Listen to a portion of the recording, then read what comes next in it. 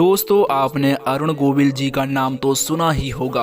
उन्होंने रामानंद सागर की रामायण सीरियल में भगवान राम का किरदार निभाया था। दोस्तों, आज की इस वीडियो में हम बात करेंगे कि आखिर कैसे अरुण गोविल को इंडस्ट्री से बाहर निकाल दिया गया था, क्योंकि सिर्फ इस वजह से कि उन्होंने रामायण सीरियल में भगवान श्री राम का किरदार निभाया था, जो काफ़ी पॉपुलर हुआ था।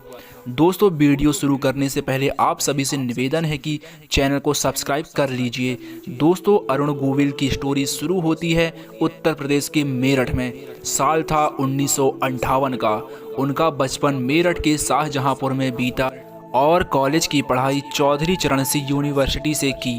अरुण गोविल इंजीनियर बनना चाहते थे, इसलिए इंजीनियरिंग में एडमिशन भी ले लिया, लेकिन किस्मत को तो कुछ और ही मंजूर था।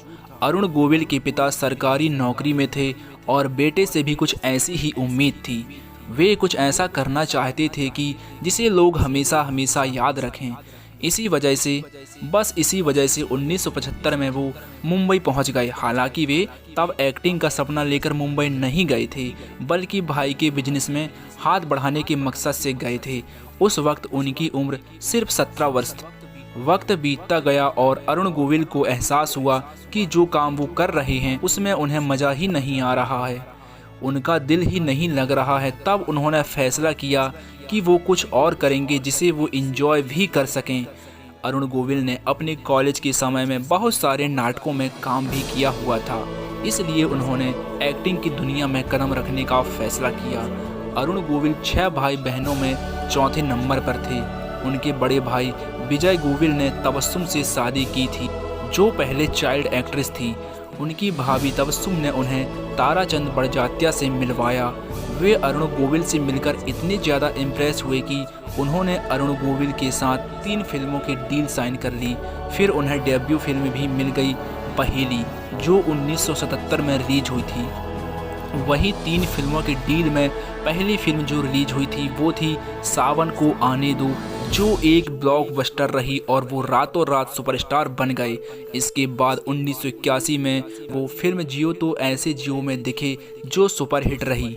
अरुण गोविल के फिल्मी करियर का सिलसिला चलता रहा और फिर 80 का दशक आया, जब रामानंद सागर ने उन्हें विक्रम और वेताल और रामायण जैसे सीरियल दिए। रामायण सीरियल में राम के किरदार की वजह से वे पूरी दुनिया में पॉपुलर होने वाले थे।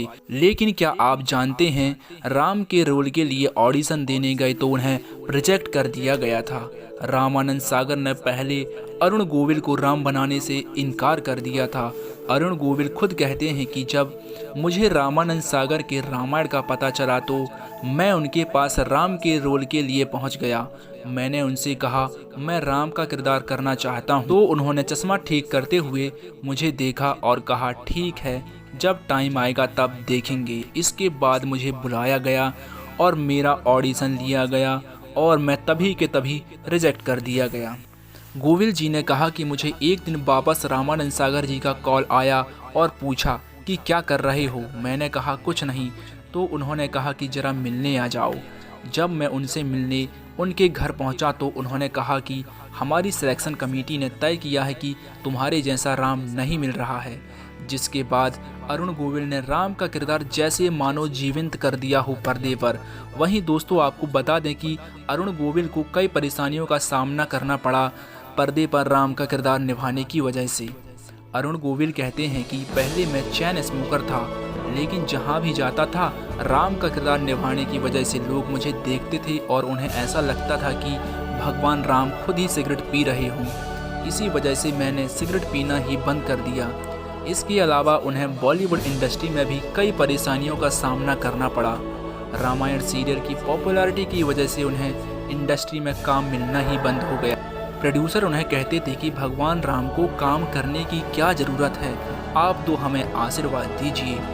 अरुण गोविल ने भी अपने आदर्शों से समझौता नहीं किया। उन्हें ऐसी कई फिल्में ऑफर हुई, लेकिन उन्हें लगा कि यह रोल करते हैं तो भगवान राम की छवि को धक्का लगेगा, जिसकी वजह से उन्होंने फिल्में करना ही छोड़ दी। काम न मिलने की वजह से उन्होंने खुद की प्रोडक्शन कंपनी बनाई, जिसे वे लक्ष्मण का किरदार निभाने वाले सुनील लहरी के साथ मिलकर चलाते थे।